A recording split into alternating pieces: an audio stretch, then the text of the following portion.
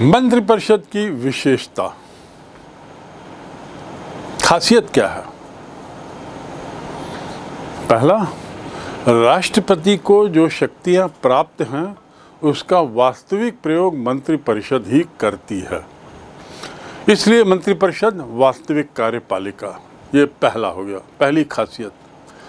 दूसरी खासियत, लोकसभा में जिस राजनीतिक दल का बहुमत है उस दल के नेता को ही राष्ट्रपति द्वारा प्रधानमंत्री के लिए आमंत्रित किया जाता है और उसी दल से प्रधानमंत्री परिषद के सदस्यों का चयन करता है। तो अब आप समझ सकते हैं कि प्रधानमंत्री और मंत्रिपरिषद में कितना तालमेल। लोकसभा में जिस दल को बहुमत दल के नेता को राष्ट्रपति के द्वारा आमंत्रण प्रधानमंत्री के लिए, प्रधानमंत्री बहुमत दल से ही अपने मंत्रिमंडल के सदस्यों का चयन करता है। यह होगी उसकी दूसरी विशेषता।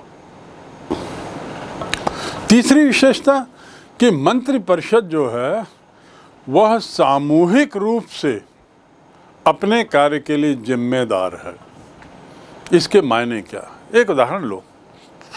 आप फुटबॉल टीम के सदस्य हैं, एक मैदान में 11 लोग फुटबॉल खेलते हैं।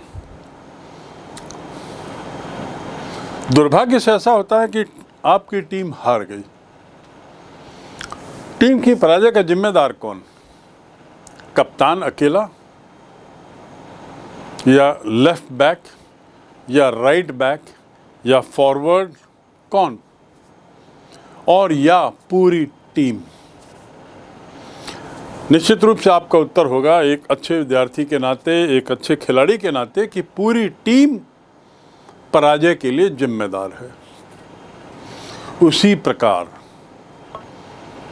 देश के संचालन के लिए प्रधानमंत्री अकेला जिम्मेदार नहीं, वित्त मंत्री अकेला जिम्मेदार नहीं, शिक्षा मंत्री अकेला जिम्मेदार नहीं, विदेश मंत्री अकेला जिम्मेदार नहीं, बल्कि सामूहिक रूप से जिम्मेदार। एक स्थिति स्पष्ट हो गई आपको। दूसरा, यदि कहीं पराजय हुई आपके टीम की, तो क्या कप्तान स्वयं पे जिम्मेदारी लेके वो अकेला इस्तीफा दे और टीम से बाहर हो जाए और बाकी लोग, जिन्होंने हो सकता है वास्तव में जो लोग जिम्मेदार रहे हों पराजय के लिए, वो टीम में बने रहेंगे? ये उचित है? नहीं। तो ऐसी स्थिति में सभी लोग इस्तीफा देते हैं, वो टीम से सभी लोग इस्तीफा देते हैं, पराजय की पूरी जिम्मेदारी लेते हुए। ऐसा यहाँ भी होता है।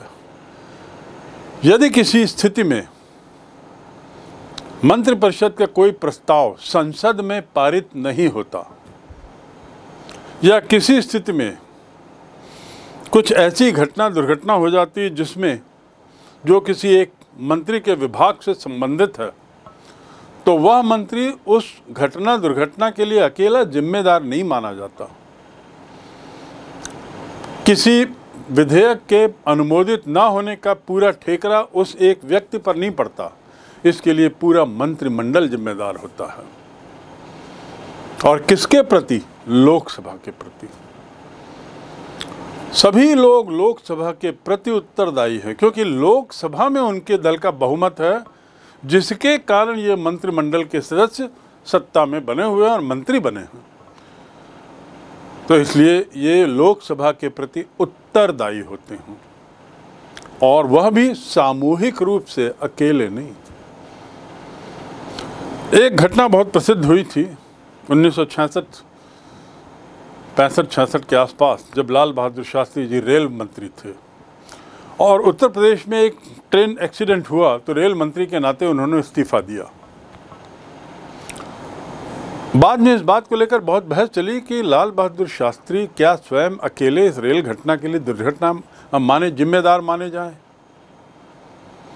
या पूरा मंत्रिमंडल माना जाए। किस हद तक लाल बहादुर शास्त्री उस रेल की दुर्घटना के लिए डायरेक्टली जिम्मेदार थे? वो तो ट्रेन को नहीं चलवा रहे थे, वो तो मंत्री थे। ट्रेन का ड्राइवर कोई और था, ट्रेन का सिग्नल मैन कोई और था, ट्रेन का गार्ड कोई और था।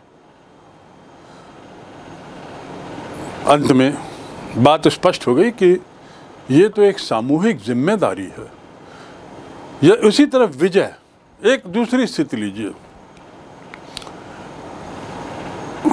देश की क्रिकेट टीम ने 1983 में वर्ल्ड कप जीता, इसके लिए कौन जिम्मेदार? खेल मंत्री या प्रधानमंत्री या राष्ट्रपति? कौन?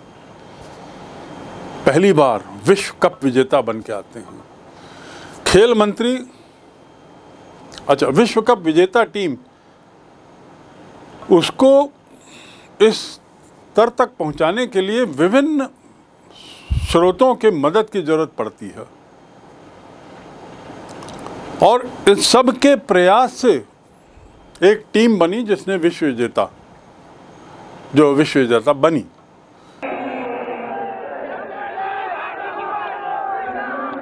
Something of a suspicion here that it'll go to Amarnath. Indeed it has. Man of the match award to Mahinda Amarnath. For the second time running, collected it in the semi-final. £600 goes to Mahinda Amarnath, who runs at number 3 and his 3 late wickets. Capel, it has been a quite tremendous day, an historic day for Indian cricket. It must be the proudest day in your cricketing life. That's right. I'm very happy. I'm happy what my team done here today. Now, they're looking at you back home from Bombay to Calcutta. What do you want to say to all your countrymen beyond being happy? Come here. We want to come here again next time with the same spirit, and we should do it next time as well. Clive. सबका प्रयास था, तो खेल मंत्री, प्रधानमंत्री या राष्ट्रपति अकेले जिम्मेदार नहीं, बल्कि सामूहिक रूप से पूरा देश, और देखा जाए तो सरकार जिम्मेदार थी। सामूहिक जिम्मेदारी एक बहुत महत्वपूर्ण शब्द है राजनीति का, कलेक्टिव रिस्पॉन्सिबिलिटी, और वह भी लोकसभा के प्रति। तो इस बिंदु को आपको याद रखना होगा। चौथी विशेषता इसकी है मंत्रिमंडल की, कि मंत्रिमंडल जो भी निर्णय लेता है वो बड़ा गोपनीय रहता है। मंत्रिमंडल के अंदर निर्णय तो बाहर आना ही है, क्योंकि वो निर्णय है। ज़रूरत पड़ने पर मंत्रिमंडल इस निर्णय को बाहर लोगों के सामने लाता है, लेकिन उस निर्णय के पीछे जो भी बातचीत हुई है, वार्तालाप हुआ है, निर्णय की पृष्ठभूमि जो भी है, ये पूरी तरह गोपनीय रहती है। किन कारणों से निर्णय लिया गया ये बताया नहीं जाता, क्योंकि इसकी अपनी अहमियत है।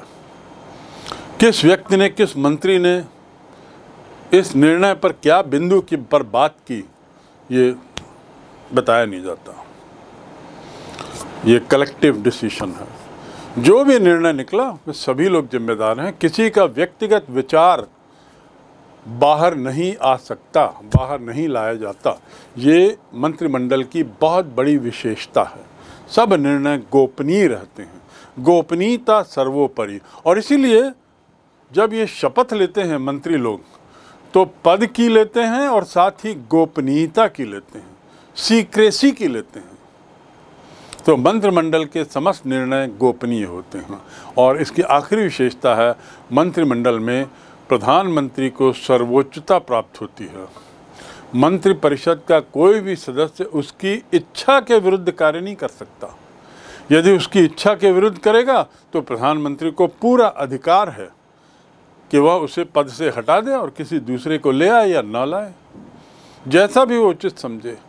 पद से हटा सकता है, लेकिन उसकी संसद सदस्यता से नहीं।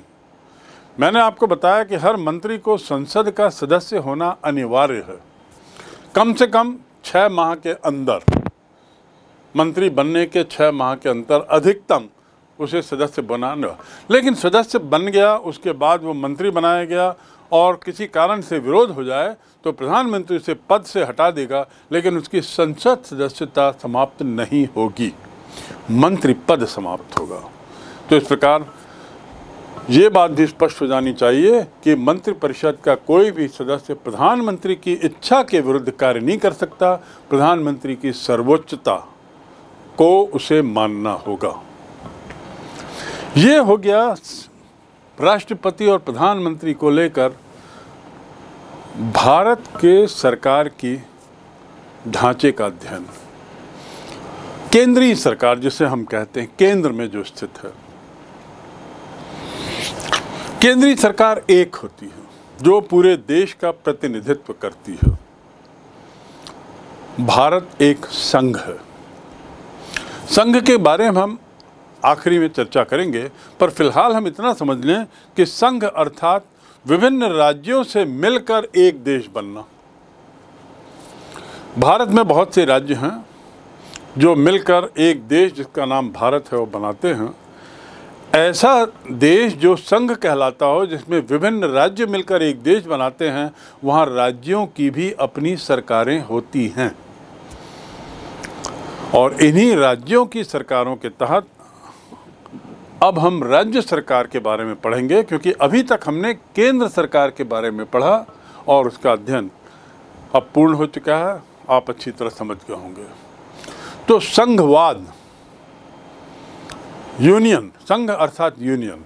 India is a land of union of states.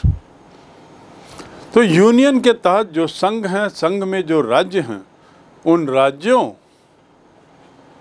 की सरकारें कैसे चलती हैं, क्या भूमिका होती है, क्या शक्तियां हैं, क्या पद हैं, इसका आप अध्ययन करें। और उसमें सबसे पहले हम आते हैं राज्य की कार्यपालिका का वह अंग जिसे कहते हैं राज्यपाल। राज्य की कार्यपालिका, उसमें वैसे तो आते हैं राज्यपाल, मुख्यमंत्री और मंत्रिपरिषद। जैसे केंद्र की कार्यपालिका में आते हैं राष्ट्रपति, प्रधानमंत्री और मंत्रिपरिषद। एक तरीके से आप ये समझ जाएं कि जो शक्तियां राष्ट्रपति की हैं, जो भूमिका राष्ट्रपति की है केंद्र में, मोटी मोटी वही भूमिका राज्य में राज्यपाल की है। अंग्रेजी में से कहते हैं state executive, the governor, the chief minister and the council of ministers.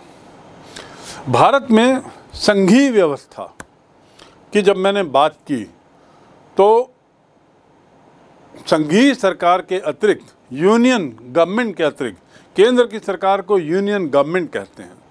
तो यूनियन गवर्नमेंट के अतिरिक्त राज्यों की अपनी सरकारें भी होती हैं और ये सभी सरकारें राज्य में संसदीय प्रणाली में चलती है। अब राज्य में संसदीय प्रणाली अर्थात केंद्र में जैसे संसद है, पार्लियामेंट है, जिसमें लोकसभा और राज्यसभा है, ऐसे ही राज्यों में विधान सभा है, विधान मंडल है। केंद्र में जैसे पार्लियामेंट है, ऐसे राज्य में विधान मंडल है। हाँ, कुछ विधान मंडलों में, कुछ राज्यों के विधान मंडल में दोनों सदन हैं, विधानसभा और विधान परिषद, और कुछ राज्यों के विधान मंडल में केवल एक ही सदन है, विधान सभा। प्रशासन का जो तरीका है वो मोटा मोटा कि सभी राज्यों में संसदीय प्रणाली और उनका प्रशासन एक ही संविधान के द्वारा, जो हम संघीय संविधान कहते हैं, उससे होता है। और जब मैंने केंद्र में सरकार की बात की तो आपको बताया था कि सरकार के मायने व्यवस्थापिका, कार्यपालिका और न्यायपालिका है। उसी प्रकार राज्य में भी यही तीन अंग और अवयव हैं एक सरकार के लिए, व्यवस्थापिका, न्याय कार्यपालिका और न्यायपालिका। तो अब हम आते हैं राज्य की कार्यपालिका के पहले बिंदु पर, और वह है राज्यपाल। राज्यपाल को हम राष्ट्रपति के साथ देख सकते हैं। संविधान के अनुच्छेद 155 राज्य की कार्यपालिका शक्ति राज्यपाल में निहित होगी। जैसे केंद्र की कार्यपालिका शक्ति राष्ट्रपति में निहित है, ऐसे ही आर्टिकल या अनुच्छेद 155 के अनुसार राज्य की कार्यपालिका की शक्ति राज्यपाल में निहित, और वह इस शक्ति का प्रयोग संविधान के अनुसार या तो स्वयं अथवा अपने अधीनस्थ अधिकारियों द्वारा करेगा। ये हो गए राज्यपाल की शक्ति के बाबत। यही परिभाषा राष्ट्रपति के लिए है। इस प्रकार संवैधानिक व्यवस्था के आधार पर हम कह सकते हैं कि राज्यपाल जो है वो संघीय सरकार में राष्ट्रपति की भांति कार्यपालिका का केवल संवैधानिक मुखिया है। अर्थात देश की स्थिति में, केंद्र की स्थिति में, केंद्र के मामले में राष्ट्रपति की जो स्थिति है, राज्य के मामले में राज्यपाल की बिल्कुल वही स्थिति है। क्योंकि व्यवहार में राज्य का जो शासन है वो राज्य की मंत्रिपरिषद चलाती है। राज्य की मंत्रिपरिषद जो राज्य की विधानसभा से आती है वो चलाती है। जैसे केंद्र में केंद्र की मंत्रिपरिषद चलाती है, सारे कार्य केंद्र में, जैसे केंद्र में मंत्रिपरिषद और प्रधानमंत्री के माध्यम से राष्ट्रपति करता है, उसी प्रकार राज्य में मंत्रिपरिषद के माध्यम से मुख्यमंत्री राज्यपाल को सलाह देता है, मशवरा करता है, सलाह देता है, परामर्श देता है। तो व्यवहार में राज्य का प्रशासन राज्य की मंत्रिपरिषद द्वारा ही संचालित होता है। और जैसे केंद्र में मंत्रिपरिषद किसके प्रति उत्तरदायी, संसद के प्रति उत्तरदायी, ऐसे ही राज्य में मंत्रिपरिषद विधानसभा के प्रति उत्तरदायी। तो अब हम समझ गए कि राष्ट्रपति के लिए राज्यपाल शब्द है, प्रधानमंत्री के लिए राज्य के मामले में मुख्यमंत्री शब्द है, संसद के लिए राज्य के मामले में विधानसभा या विधानमंडल शब्द है, और मंत्रिपरिषद जो शब्द है वो दोनों जगह कॉमन है। राज्यपाल राष्ट्रपति के बराबर राज्य में वही स्थिति जो राष्ट्रपति की केंद्र में है, कमोबेश वही स्थिति राज्यपाल की राज्य में है। तो अब हम राज्यपाल के बारे में थोड़ा सा अध्ययन करें। और चूंकि आप राष्ट्र के मामले में, केंद्र के मामले में राष्ट्रपति की भूमिका स्थिति को बखूबी समझ गए हैं, राज्यपाल की स्थिति को समझने में अब सरलता होगी।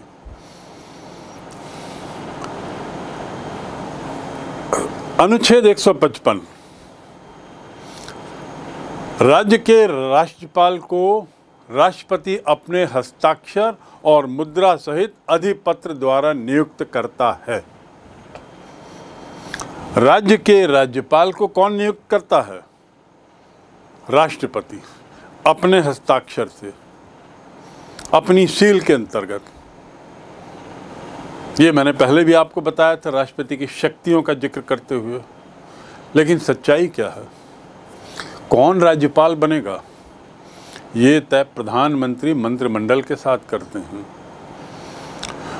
और कौन प्रधानमंत्री यानी केंद्र के मंत्रिमंडल में तय होता है कि इस राज्य के राज्यपाल किसको बनाया जाए। व्यवहार में राज्यपाल की नियुक्ति जो है केंद्रीय मंत्रिपरिषद के परामर्श के अनुसार ही राष्ट्रपति द्वारा की जाती है। अर्थात राज्यपाल नियुक्त करता है, राज्यपाल की नियुक्ति केंद्र के राष्ट्रपति द्वारा, और राष्ट्रपति किनके परामर्श पे?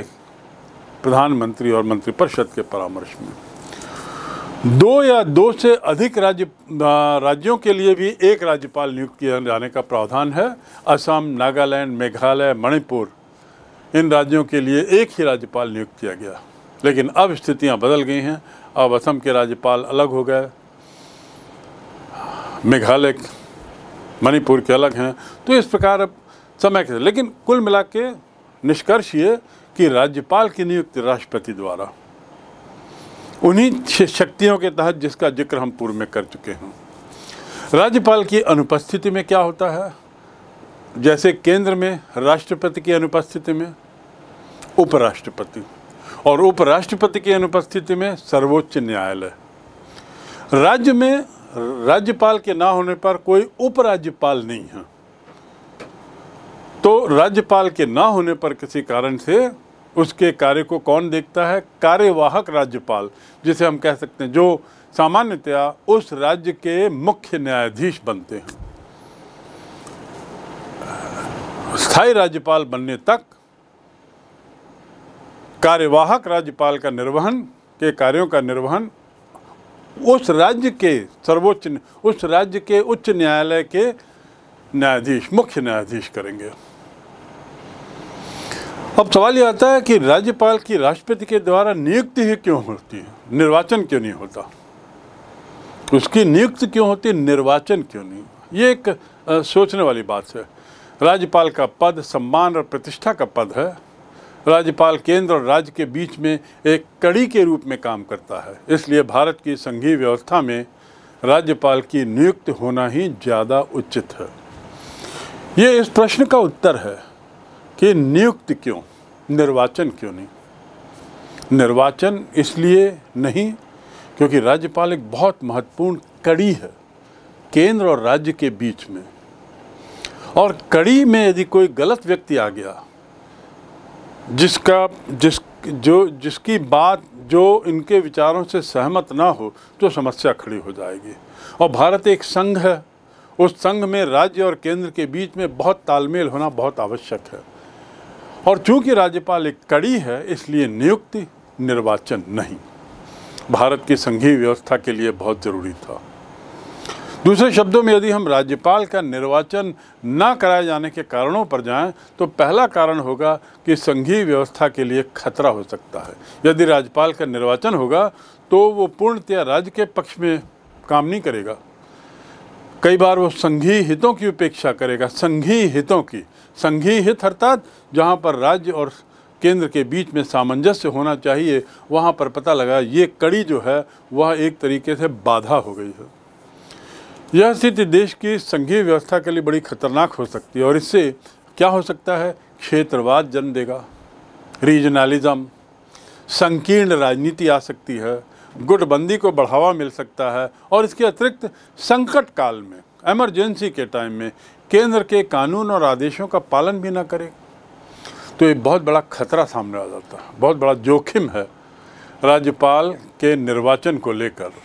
और इसीलिए संघीय व्यवस्था के संभावित खतरे को देखते हुए राज्यपाल को निर्वाचित न किए जाने का प्रावधान है। विश्वास है इस बिंदु को लेकर आप समझ गए होंगे कि राज्यपाल कितनी महत्वपूर्ण कड़ी है। जैसे प्रधानमंत्री या मंत्रिपरिषद और राष्ट्रपति के बीच प्रधानमंत्री एक बहुत महत्वपूर्ण कड़ी है, उसी तरह केंद्र और राज्य के बीच का लिंक जो है वो राज्यपाल है। और लिंक को बखूबी अपना काम सुचारू रूप से करना होगा, किसी तरह का विरोध ना हो, किसी तरह का जोखिम ना हो, किसी तरह का विरोधाभास ना हो। इसलिए आवश्यक है कि निर्वाचन की पद्धति के बदले नियुक्ति की पद्धति अपनाई जाए, जो संघीय हितों की उपेक्षा न करे, ज़्यादा क्षेत्रीयतावाद को पनाह न दे, रीजनलिज्म को पनाह न दे, आदि आदि। दूसरा महत्वपूर्ण कारण जिसमें राज्यपाल को निर्वाचन न कराए जाने का कारण है कि राज्यपाल जो है वो आखिर उसकी स्थिति क्या है। देश के संविधान में वह केंद्र का प्रतिनिधि है, राज्य में केंद्र का वह राज्य में प्रतिनिधि है। राष्ट्रपति उसे नियुक्त करते हैं और राष्ट्रपति किसकी समझाइश पर, मंत्रिपरिषद के समझाइश पर। अर्थात केंद्र सरकार के प्रतिनिधि के रूप में या केंद्र के प्रतिनिधि के रूप में राज्यपाल हैं। अब कल्पना करिए ऐसी स्थिति कि यदि राज्यपाल जनता के द्वारा निर्वाचित हो तो वो जनप्रतिनिधि ज़्यादा रहेगा, केंद्र का प्रतिनिधि कैसे कहलाएगा। और केंद्र का प्रतिनिधि होना जरूरी है किसी को राज्य में, ताकि सामंजस्य बना रहे। केंद्र और राज्य के बीच में संघीय सामंजस्य की जो आवश्यकता है वो इस बात के लिए जोर देती है कि केंद्र का कोई प्रतिनिधि राज्य में अवश्य रहे। यदि राज्यपाल का जन मत के आधार पर निर्वाचन हो, क्षेत्रीय जनता द्वारा निर्वाचित हो, तो मात्र क्षेत्रीय भावना ही नहीं पनपेगी ज़्यादा, बल्कि जनप्रतिनिधि कहलाएगा, वो राज्यपाल नहीं रहेगा, राज्य का प्रतिनिधि नहीं रहेगा, केंद्र का प्रतिनिधि नहीं रहेगा। इसलिए भी राज्यपाल का निर्वाचन न कराना जरूरी था। तीसरा महत्वपूर्ण कारण है कि राज्यपाल और मंत्रिपरिषद के बीच टकराव। यदि संसदीय प्रणाली के अंतर्गत राज्यपाल जो है वो संवैधानिक प्रधान है, जैसे राष्ट्रपति देश का संवैधानिक प्रधान है, व्यावहारिक प्रधान तो प्रधानमंत्री है, लेकिन संवैधानिक प्रधान के रूप में उसकी जो शक्तियां हैं उसका प्रयोग कौन करता है, मंत्रिपरिषद। केंद्र में राष्ट्रपति की शक्तियां संवैधानिक प्रधान के हाथ में हैं, लेकिन इसका उपयोग कौन करता है? प्रधानमंत्री और मंत्रिपरिषद। अर्थात राज्य की स्थिति में राज्यपाल की शक्तियों का उपयोग मंत्रिपरिषद करती है। यदि राज्यपाल का भी निर्वाचन होने लगे तो मंत्रिपरिषद और राज्यपाल के बीच में सतत रूप से टकराहट होगी शक्तियों को लेकर। यदि राज्यपाल का निर्वाचन होगा तो वह वास्तविक कार्यपालिका की सभी शक्तियों का प्रयोग खुद करने लगेगा और ये कहने लगेगा कि जनता के द्वारा मैं चुना गया हूँ, जनप्रतिनिधि हूँ, तो मुझे यह शक्तियों का उपयोग करने का पूरा अधिकार है, जो गलत है। संघीय ढांचे में बहुत गलत पद्धति होगी। ऐसा करते हुए मुख्यमंत्री और मंत्रिपरिषद के साथ सतत रूप से टकराव करेगा। इस टकराव की स्थिति से बचने के लिए, इस टकराव की स्थिति से संवैधानिक खतरों को बचाने के लिए, खतरों से अपने को बचाए रखने के लिए ये सुनिश्चित किया गया कि राज्यपाल कोई निर्वाचित व्यक्ति ना हो, राज्यपाल कोई निर्वाचित ना हो करके नियुक्त किया हुआ व्यक्ति हो, क्योंकि वह केंद्र और राज्य के बीच में लिंक है, क्योंकि वह संघीय व्यवस्था के तहत राज्य का प्रतिनिधि है, केंद्र का प्रतिनिधि है, क्योंकि वह सारी शक्तियों का उपयोग मंत्रिपरिषद और मुख्यमंत्री के जरिए करता है।